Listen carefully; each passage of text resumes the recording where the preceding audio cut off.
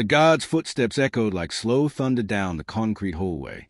It was 5:47 a.m. on a cold morning in February 2023 inside ADX Florence, the most secure federal prison in the United States. The building was silent. Not quiet.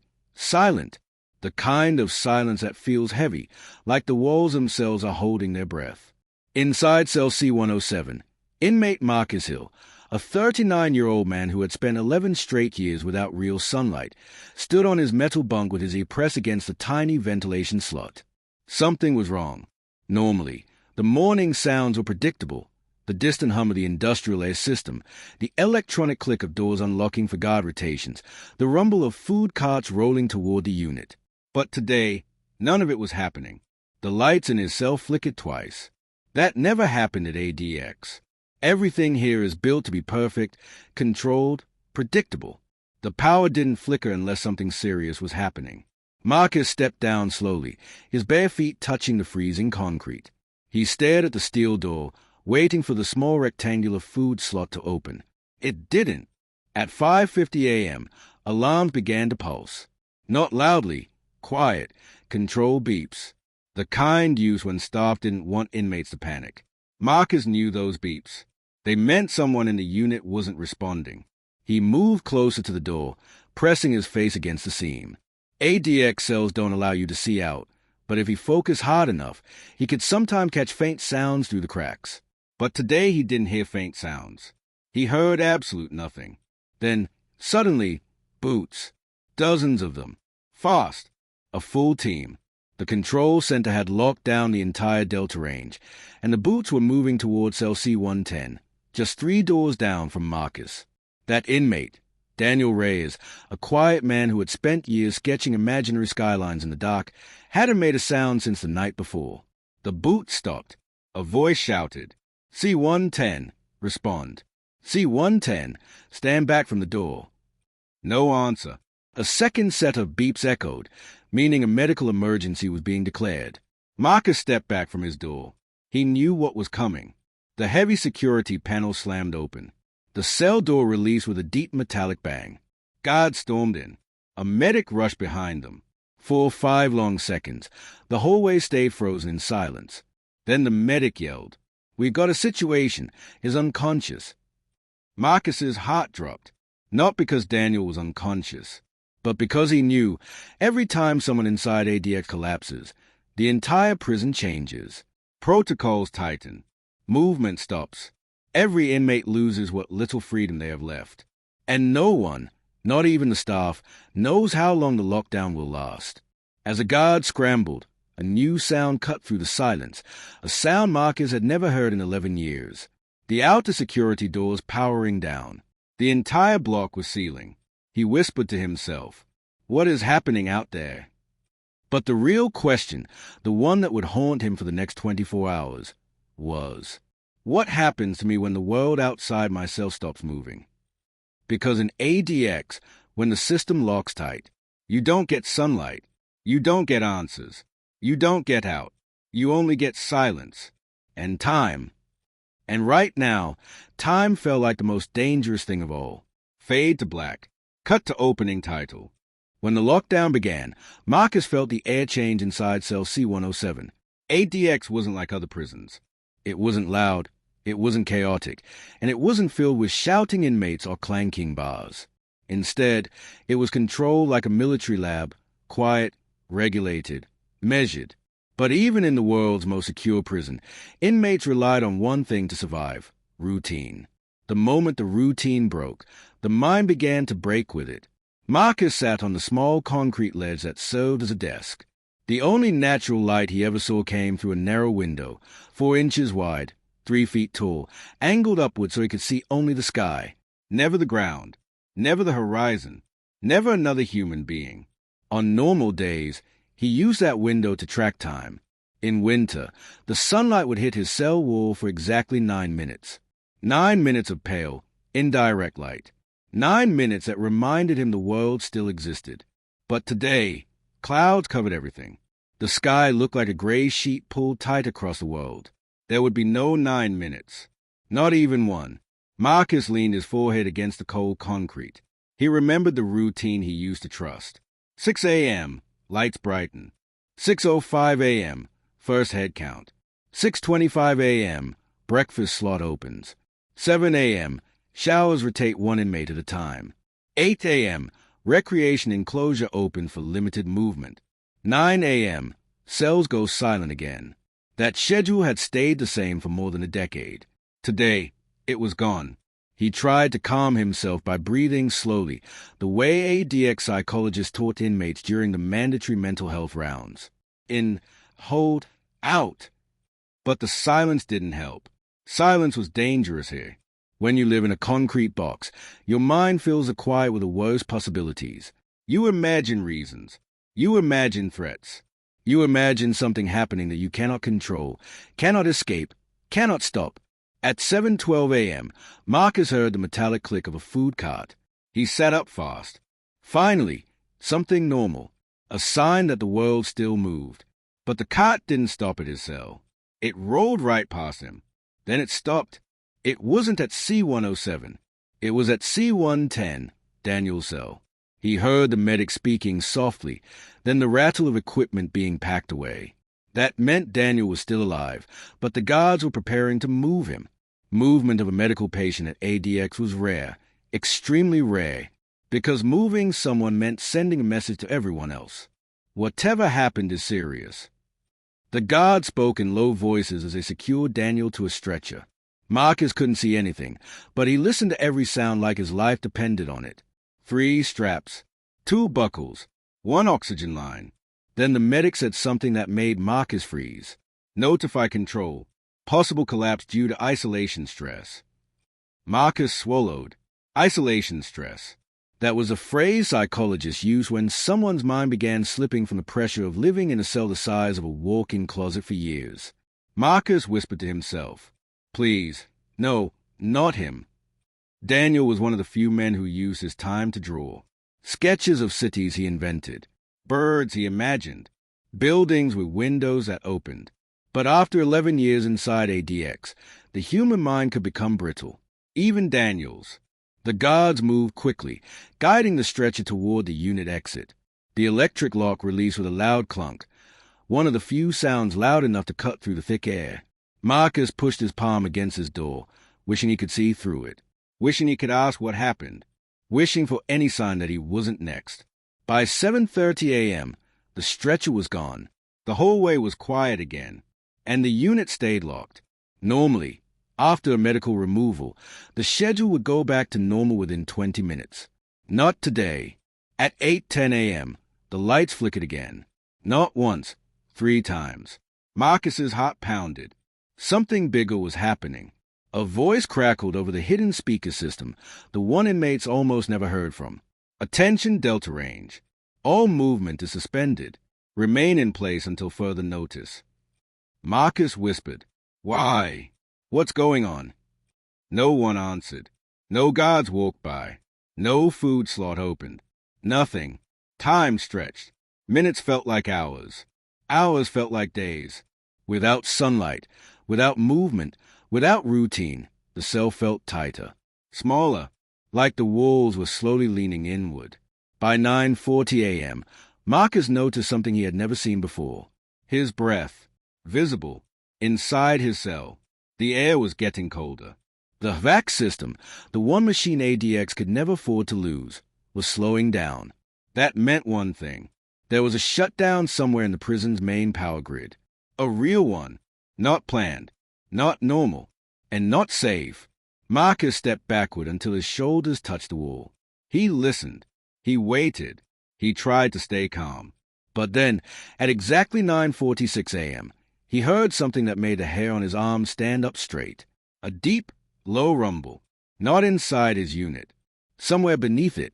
As if something in the lower levels of ADX was unlocking. Or breaking. And as that sound echoed through the concrete, one thought hit Marcus so hard he could barely breathe. If the prison is losing power, what happens to the doors?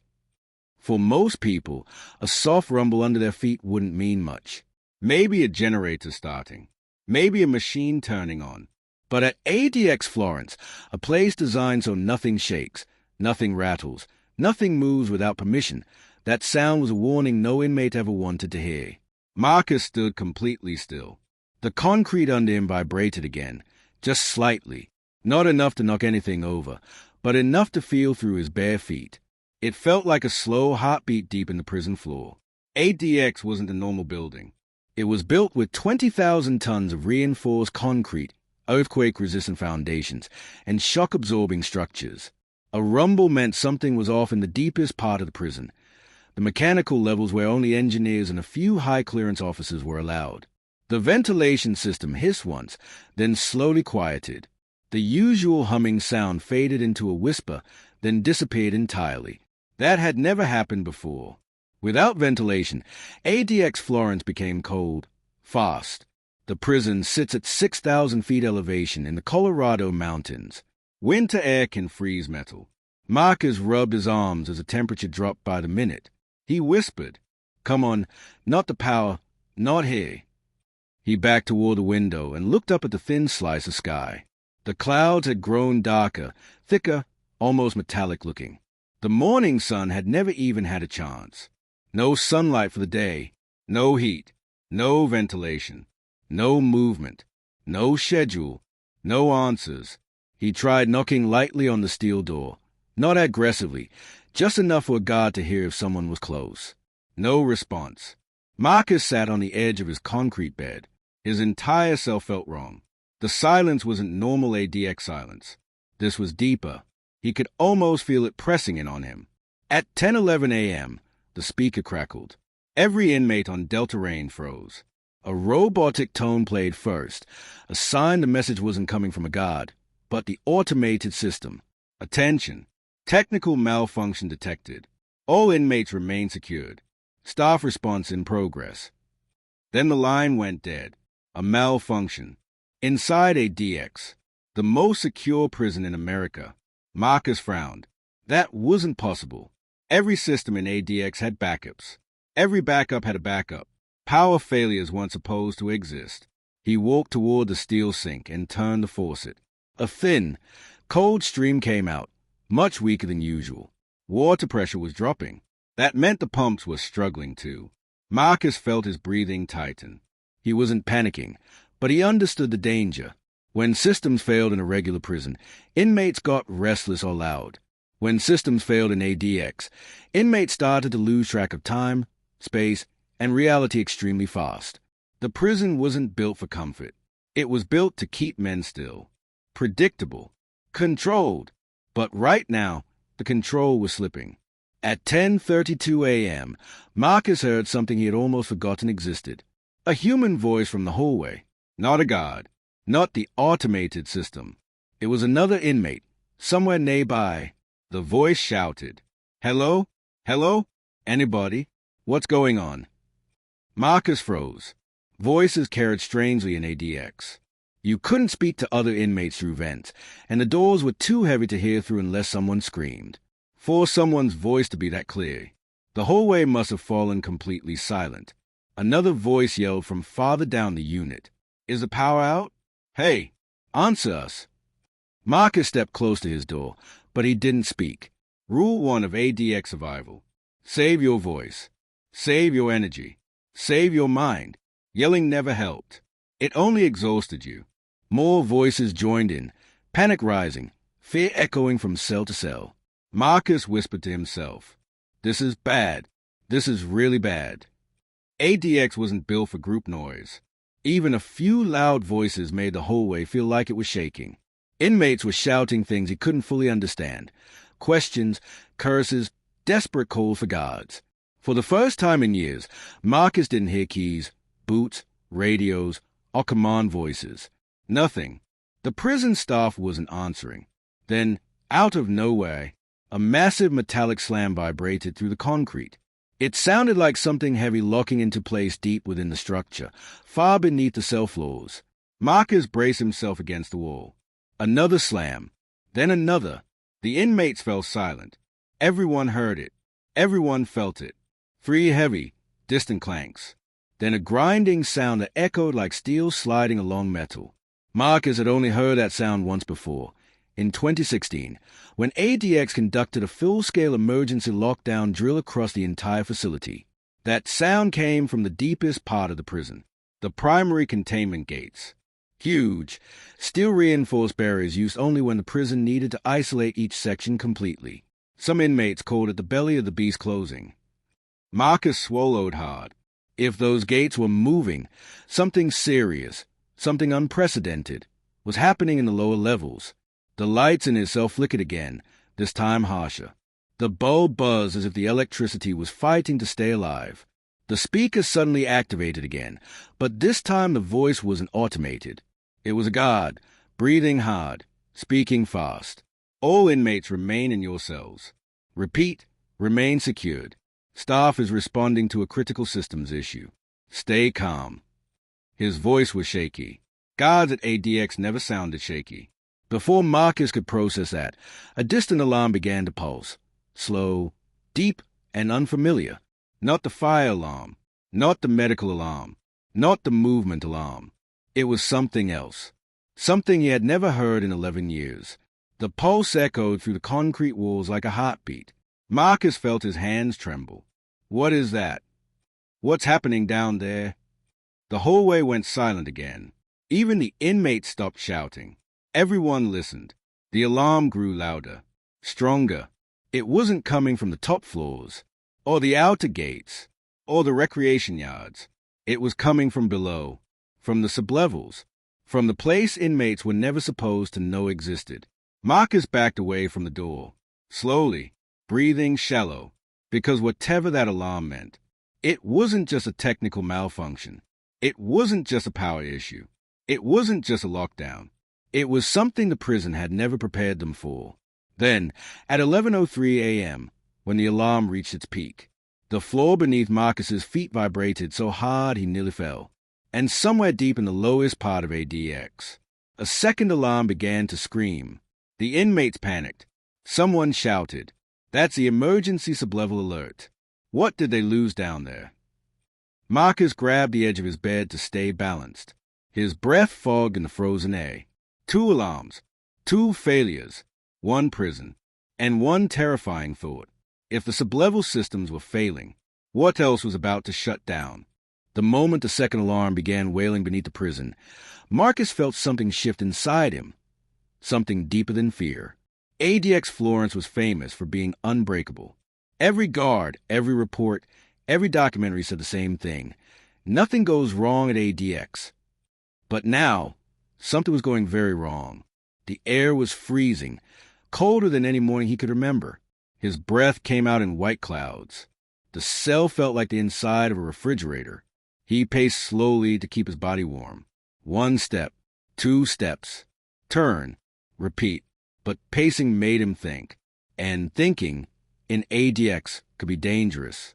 He tried to calm his mind by remembering something his therapist said back in 2019. When the routine breaks, your mind tries to fill the empty space. Don't let it. But today, the empty space felt enormous. At 11:07 a.m., the lower-level alarm continued to scream, steady, mechanical, cold. It echoed through the concrete walls like something alive. The first alarm was a slow pulse, but this one was sharper. Urgent, a sound meant only for staff. Marcus pressed his palm against a steel door, trying to feel vibrations. He felt nothing now, only cold. The voices of other inmates rose again, shouts, questions, panic. "Hello, is this a drill? Somebody talk to us. Hey, we need heat in here." Marcus kept quiet. Yelling wasted energy. Panic made the cold feel worse. He walked to his thin window and stared upward. The sky was darker now, almost storm-like, but too still to be a real storm. Colorado weather could change fast, but this wasn't weather. This was something inside the prison itself. At 11:10 a.m., a sudden boom echoed from below, like metal striking metal. Then a second, then a third. Rhythmic, slow. The sound wasn't random. It was mechanical. Marcus closed his eyes, listening hard. He knew that rhythm. Those were the hydraulic seals, giant locking pistons used in emergency mode to isolate entire floors from each other. They were supposed to stay locked unless the prison had a catastrophic failure. He whispered, "They're sealing the sublevels." ADX had two major sublevels. Sublevel A, mechanical systems, emergency generators, ventilation hubs, water pumps. Sublevel B, deep storage, old system controls, and restricted areas only engineers accessed. If the hydraulic seals were activating, it meant staff believed something down there could spread upward, like smoke, gas, water, or something electrical. But there was no smell of smoke. No flickering lights now, just dim, dying ones. No shaking except the rhythmic pounding below. Then a new thought struck him. What if something or someone is stuck down there? He didn't want to think that, but ADX had rules. No lone staff. No one enters a sublevel without radio. No one goes in without permission from control. If someone had been down there when the malfunction started, they could be trapped. The alarms continued for another 6 minutes. At 11:16 a.m., all at once, they stopped. Both of them. The sudden silence was more frightening than the noise. Even the other inmates stopped yelling. It was like someone had sucked the sound out of the building. Marcus's heartbeat felt louder than the world around him. He stepped toward the door again, placed both hands flat against the cold steel. But he didn't knock. He just listened. And for the first time since sunrise, he heard something familiar. Boots. But not normal walking. These were moving fast. Running. Multiple guards sprinting down the hallway. The adrenaline hit Marcus instantly. He pressed his ear to the door seam. A guard shouted, "Get the temp readings now." Another voice replied, "We got pressure changes in sublevel A. Check the backup lines." Backup lines. Pressure changes. That meant the issue was mechanical. Maybe a pipe burst. Maybe the air pumps froze. Then another guard yelled something that made Marcus's stomach drop. "Isolate Delta range until we know the source." Another voice answered. It already locked itself. Gates 3 and 4 closed automatically. Automatically. Systems inside ADX were supposed to obey manual commands first. Automatic locking only happened when the main system detected a dangerous failure. Another guard shouted, "Power grids at 40%. We need engineering to bypass the secondary." Engineering isn't responding yet. They're still checking the lower levels. Marcus stepped back from the door. Engineering wasn't responding. That explained the alarms. Something was wrong below. Something serious. At 11:24 a.m., the hallway finally fell quiet again. Boots rushed away, disappearing toward the control area. Marcus held his breath. The silence returned, not normal silence, but something heavier. He walked back to the wall and sat on the cold concrete floor, curling his legs to keep warm. His hands were turning numb. He tried not to panic. He tried to count his breathing. He tried to remember something normal. But his mind wouldn't stop replaying the last thing he heard. Engineering isn't responding yet. If engineers weren't responding, the malfunction might not be mechanical at all. It might be electrical, or structural, or something far worse. Something that could change the entire prison. At 11:31 a.m., the speaker crackled again. Everyone froze. A calm, strained voice spoke. "Attention inmates. Staff is working to restore systems. Remain calm. Movement is still suspended. Heat and ventilation will return shortly." Then the line cut off. No explanation. No details. It didn't sound like control. It didn't sound like the warden. It sounded like someone trying hard not to sound scared. Marcus whispered, "You're lying. Something's wrong." Because if the heat was returning shortly, his cell wouldn't still be cold enough to see every breath. He rubbed his hands together, trying to ignore the growing numbness in his fingertips. Time passed slowly. 12 o'clock noon. 12:18 p.m. 12:43 p.m. Still no heat. Still no movement. Still no sounds except a faint wind scraping across the outside walls. By 1:05 p.m., the sky had darkened even more. The window looked like a gray painting, flat, lifeless, empty. Marcus stood under it and tilted his head back, imagining the sun, trying to picture it warming his face, try to remember what sunlight felt like. But after 11 years, Memories grow soft. Suddenly, he heard something new. A low hum. Quiet but present. It wasn't the ventilation system. It wasn't the backup generators. It wasn't the alarms. It was something different. A vibration rising through the concrete walls. From below, the inmates started shouting again. There goes again. What are they doing down there? Hey! We can hear that through the floor. Marcus felt it too. The vibration grew stronger, slow, pulsing rhythmic. It didn't feel like machinery. It felt like movement, not human movement. Something larger, something mechanical, or structural. Something deep beneath the prison. He stepped away from the wall. The vibration intensified. Then, crack! A sharp sound echoed from somewhere below his cell. Concrete. Breaking. Marcus's heart nearly stopped. He whispered, "No, that can't be right. ADX concrete doesn't crack." And yet he heard it. Again, a breaking sound. Then a bending metal groan. Something was happening under ADX that wasn't supposed to be possible. Then, without warning, the lights shut off. Pitch black. Total darkness. Even the tiny window above him failed to give light.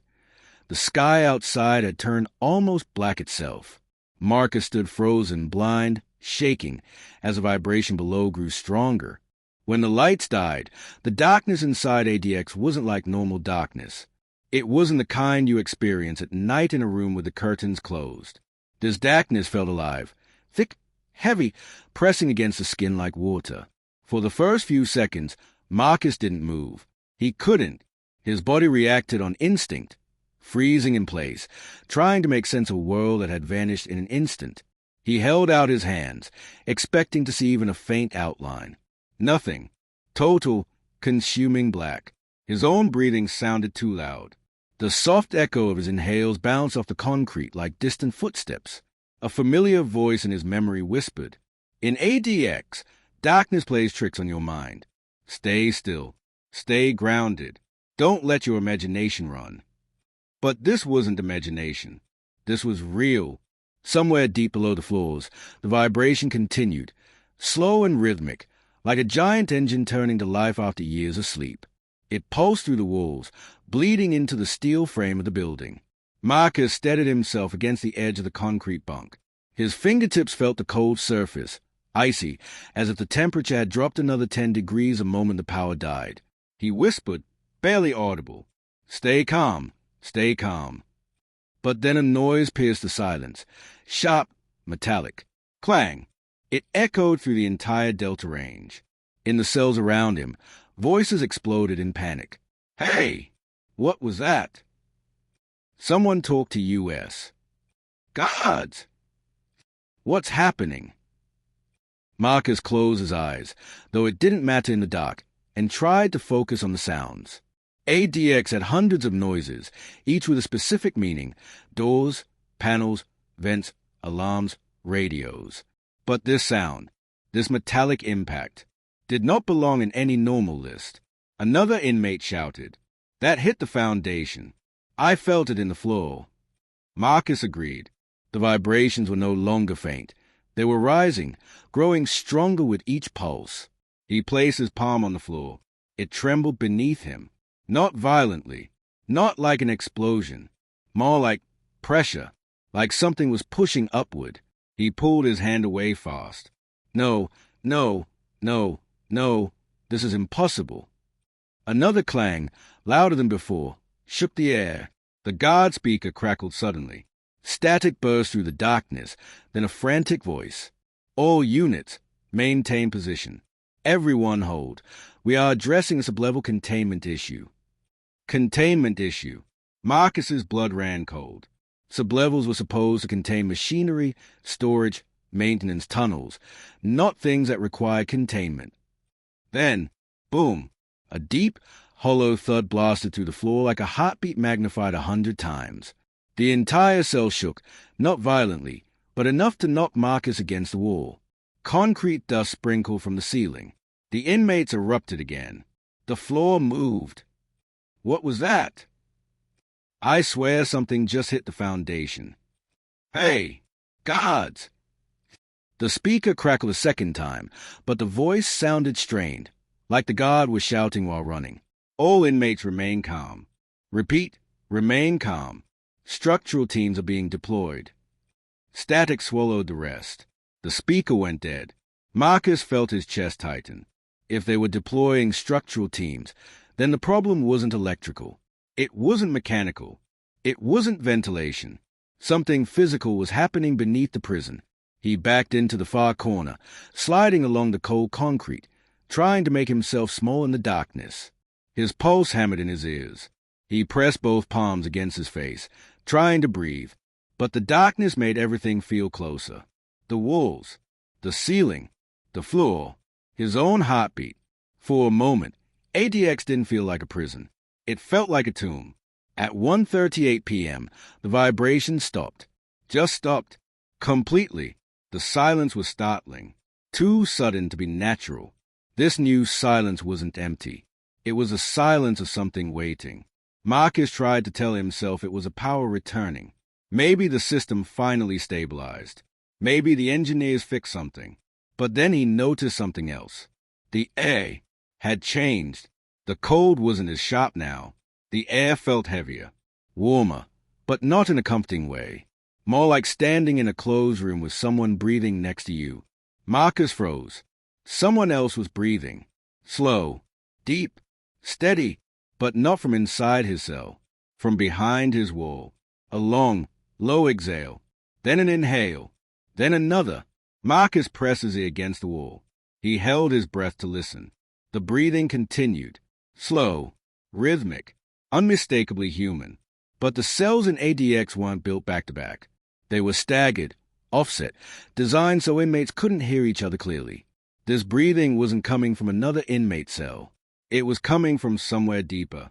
Another breath. Slow, long, drawn out. Then, a faint tapping.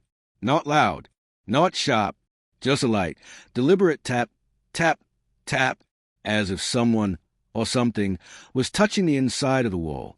Marcus staggered back so quickly he hit the steel toilet. His heart slammed in his chest. His hands shook uncontrollably. No, that's impossible.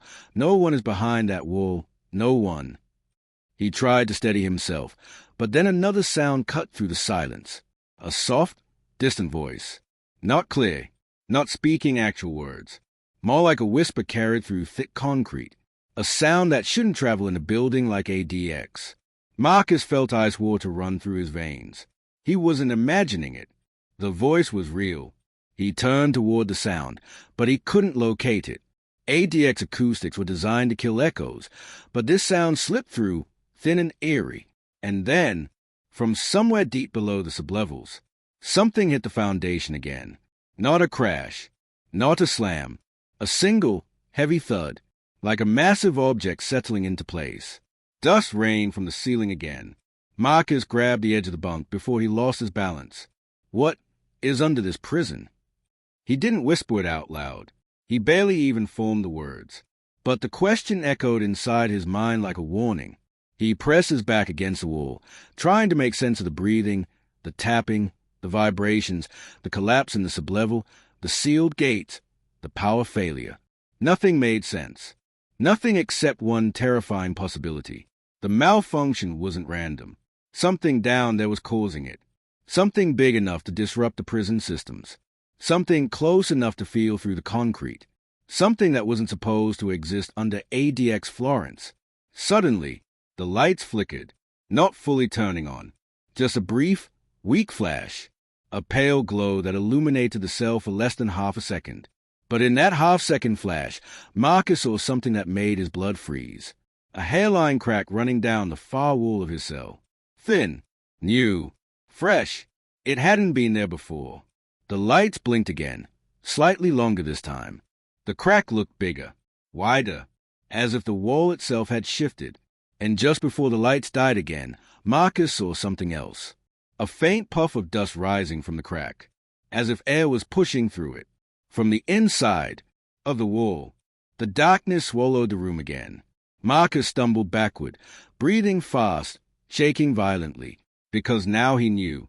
Whatever was beneath ADX wasn't just shaking the prison. It was getting closer. 24 hours without answers. Marcus didn't sleep.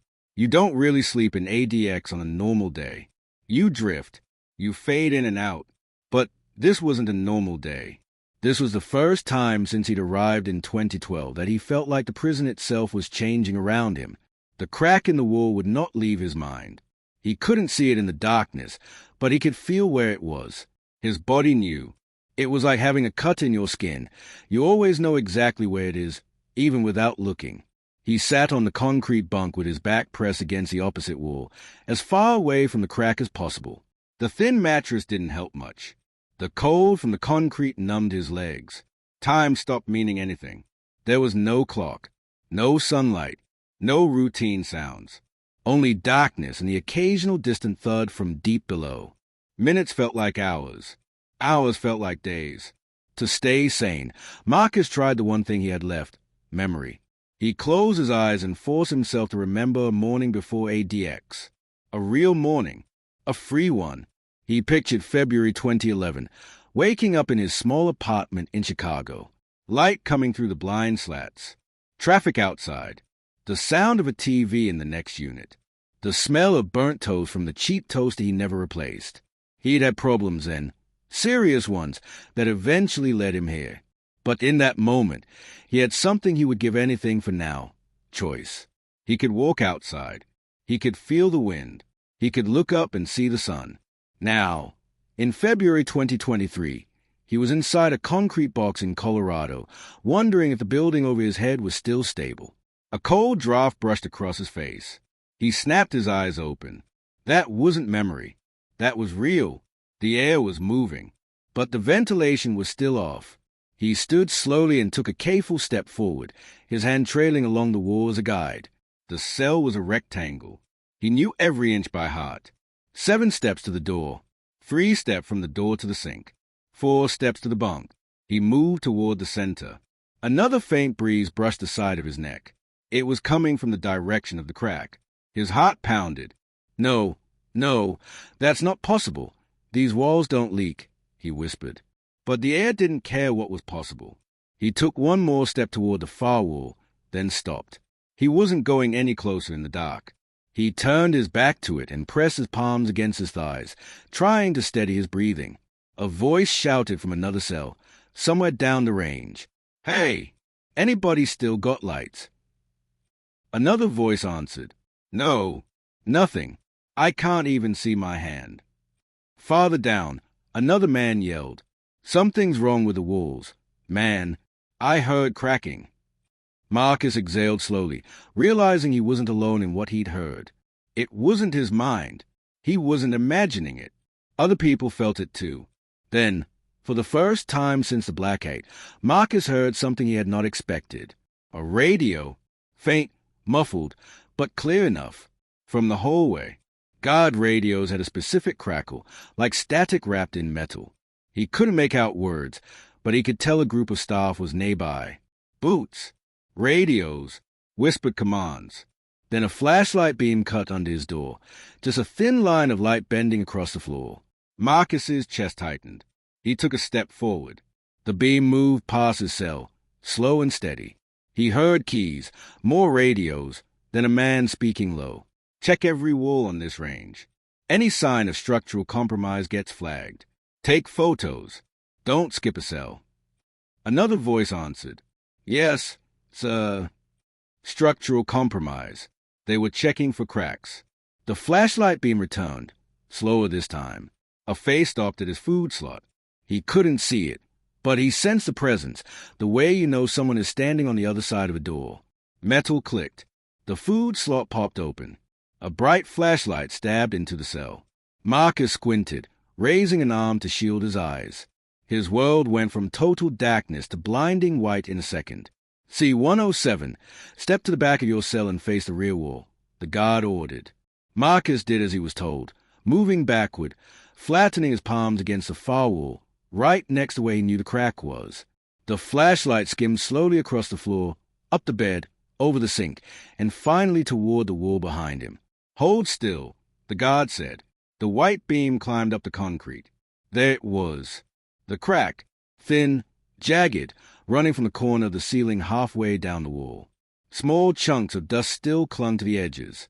It looked like the beginning of a spiderweb, small now, but with the potential to spread. The guard exhaled quietly through his nose. "Yeah, we've got another one," he muttered, more to his radio than to Marcus. C-107 shows vertical cracking, mid-seam. Another voice answered through the radio speaker. "Copy. Mark it. Get measurements. Engineering will review when we get partial systems back." The guard took a closer look, moving the beam slowly, tracing the path of the crack. Marcus felt the cold wool under his hands, and something else. A faint thrum, like a tiny vibration behind the surface. The guard seemed to feel it too. He lightly pressed his fingers against the crack, then quickly pulled them back. "Still active," he whispered. "Active, like the wool was alive." He didn't say it again. Instead, he pulled a small device out of his pocket, some kind of scan or thermal reader, and aimed it at the damaged area. A series of soft beeps followed. Marcus wanted to ask 100 questions. Is the prison sinking? Is the foundation shifting? Is something broken under us? Are we in danger? But inmates at ADX don't ask God questions like that. You're lucky if you get a sentence. You almost never get the truth. The guard spoke into his radio again. "Temperature readings off. This wall's colder than the others by at least 6 degrees. And there's subtle vibration. Feels like, I don't know, pressure." "Pressure? From where? From what?" The radio crackled. "Document it. Move on. Warden wants every cell checked before 1600. The guard hesitated for half a second, as if he wanted to say more. But then the flashlight beam drifted away. The slot slammed shut.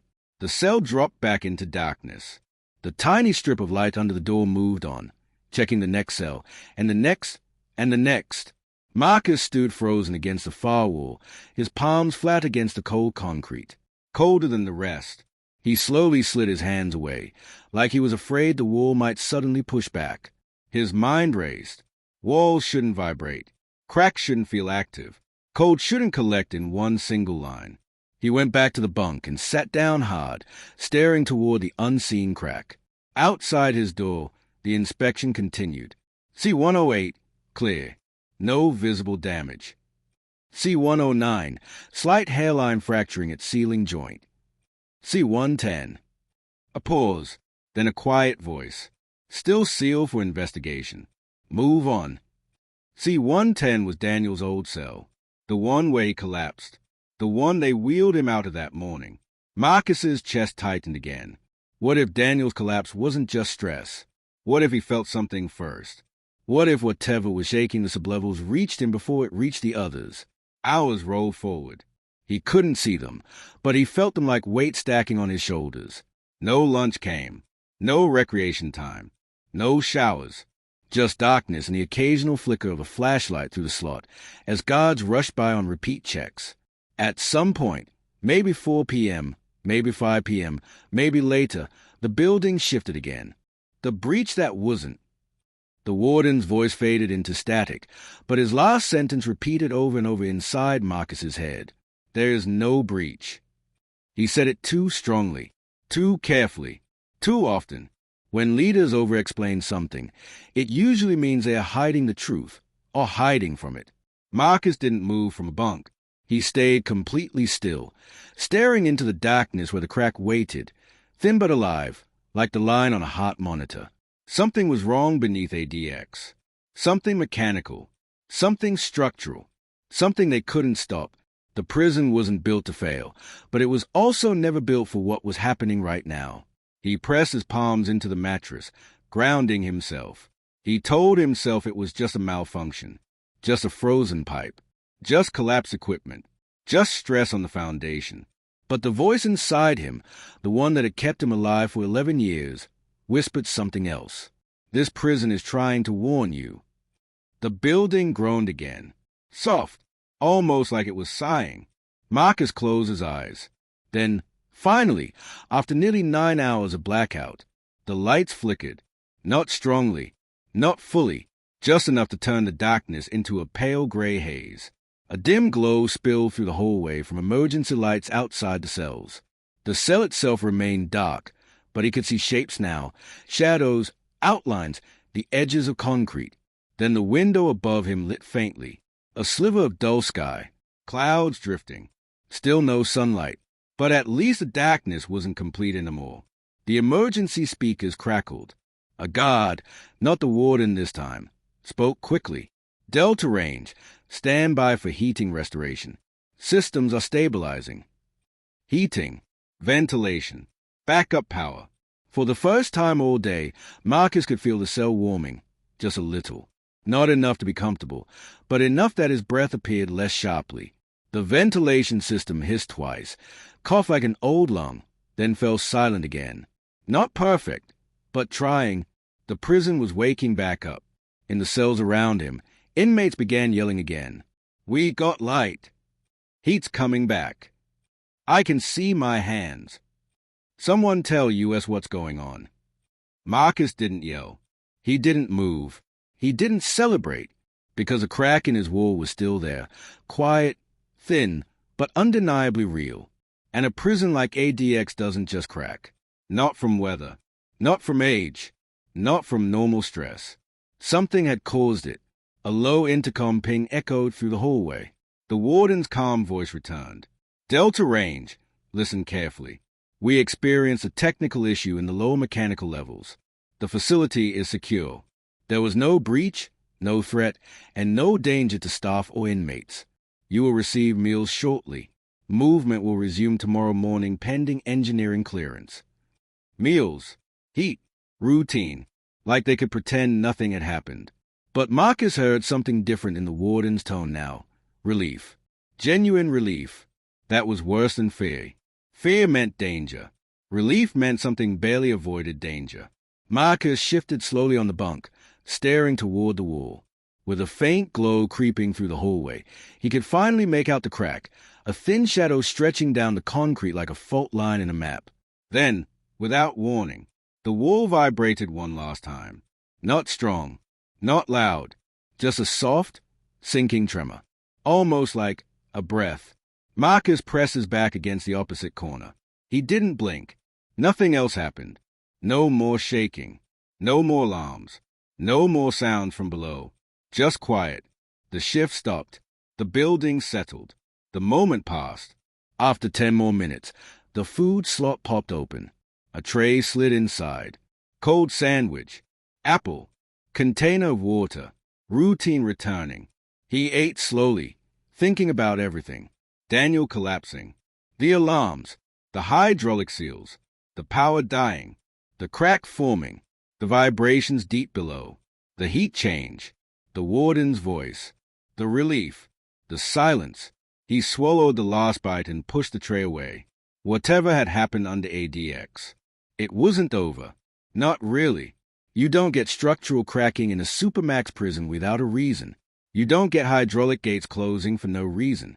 You don't get engineers going silent without a reason. You don't get emergency announcements meant to convince inmates that nothing happened. Something had happened. Something powerful enough to reach the highest security prison in America. From below, the lights flickered one last time, brighter now. Night was coming. Another long stretch of silence, darkness, and waiting. Marcus laid down on the bunk, staring at the ceiling. He whispered into the cold air, "Whatever's down there, it's not done yet." And somewhere deep under ADX, as if answering him directly, a single, distant thud echoed up through the concrete. Then silence, fade to black. No sunlight, no freedom, no answers. Inside ADX Florence, time doesn't pass the way it does for anyone else. There's no sunrise, no sunset, no sky through a real window. Only routines, silence, and the slow erosion of days. But on the day the systems failed, the day the walls cracked, the day the ground itself seemed to shift beneath the most secure prison in America, one truth became impossible to ignore. Even the strongest walls in the world can shake. Even the most controlled systems can fail. And even the men forgotten in the darkest cells can feel the tremor. For Marcus, the mystery under ADX didn't end with the lights coming back on. It didn't end with a warden's statement. It didn't end with the repairs or the temporary return to routine. It stayed with him, in the crack behind his bunk, in the memory of breathing he heard through concrete, and in the way the foundation trembled like something alive. And tonight, as every cell door stayed locked, as every inmate lay alone in the dark, as the cold Colorado wind scraped across the razor wire, one question echoed inside the walls of the most secure prison on Earth. What really happened beneath ADX that day? Maybe it was just a malfunction. Maybe it was stress on the foundation. Maybe it was nothing. Or maybe the walls of ADX were trying to tell a story. A story no one on the outside will ever hear. Because in the end, inside this place, there is no sunlight, there is no freedom, and sometimes there are no answers. Fade out, end screen, like, comment, and subscribe if you want more deep, thrilling stories about life behind America's toughest prison walls.